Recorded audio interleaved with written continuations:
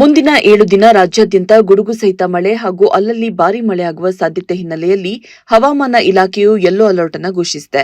ಇನ್ನು ಬೆಂಗಳೂರು ಮತ್ತು ಸುತ್ತಮುತ್ತಲಿನ ಪ್ರದೇಶಗಳಲ್ಲಿ ಮುಂದಿನ 24 ಗಂಟೆಗಳವರೆಗೆ ಸಾಮಾನ್ಯವಾಗಿ ಮೋಡ ಕವಿದ ವಾತಾವರಣ ಇರಲಿದ್ದು, ಸಾಧಾರಣ ಮಳೆ ಅಥವಾ ಗುಡುಗು ಸಹಿತ ಮಳೆಯಾಗುವ ಸಾಧ್ಯತೆ ಇದೆ. ಗರಿಷ್ಠ ಮತ್ತು ಕನಿಷ್ಠ ತಾಪಮಾನ ಕ್ರಮವಾಗಿ 29 ಡಿಗ್ರಿ ಸೆಲ್ಸಿಯಸ್ ಮತ್ತು 21 ಡಿಗ್ರಿ ಸೆಲ್ಸಿಯಸ್ ಇರುವ ಸಾಧ್ಯತೆ ಇದೆ. ಅಕ್ಟೋಬರ್ 20ರಿಂದ 23ರವರೆಗೆ ಕರ್ನಾಟಕ ಕರಾವಳಿಯಲ್ಲಿ ಬಿರುಗಾಳಿಯು ಗಂಟೆಗೆ 35 ಕಿಲೋಮೀಟರ್ನಿಂದ 55 ಕಿಲೋಮೀಟರ್ ವೇಗದಲ್ಲಿ ಬೀಸುವುದರಿಂದ ಈ ಅವಧಿಯಲ್ಲಿ ಸಮುದ್ರ ಪ್ರದೇಶಗಳಿಗೆ ಮೀನುಗಾರರು ತೆರಳದಂತೆ ಸೂಚಿಸಲಾಗಿದೆ.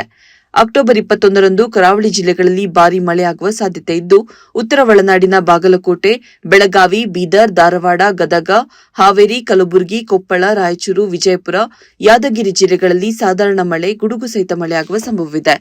ದಕ್ಷಿಣ ಒಳನಾಡಿನ ಚಿಕ್ಕಮಗಳೂರು, ಶಿವಮೊಗ್ಗ, ತುಮಕೂರು, ಹಾಸನ, ರಾಮನಗರ ಜಿಲ್ಲೆಗಳಲ್ಲಿ ಭಾರೀ ಮಳೆಯಾಗುವ ಸಾಧ್ಯತೆ ಇದೆ.